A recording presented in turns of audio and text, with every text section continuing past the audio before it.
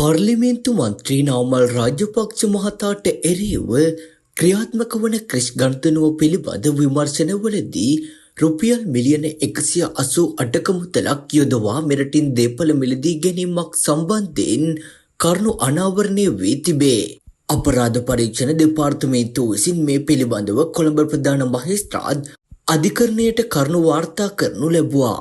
කොළඹ කොටුව transfer චතුරස්‍රයේ පිහිටි අක්කර 4.3ක ඉඩමක් ඉන්දිය සමාගමකට බදු දීමේදී සිදුව ඇති බව කියන මූල්‍ය වංචාවකට අදාළව මෙම විමර්ශන ක්‍රියාත්මක වෙයි.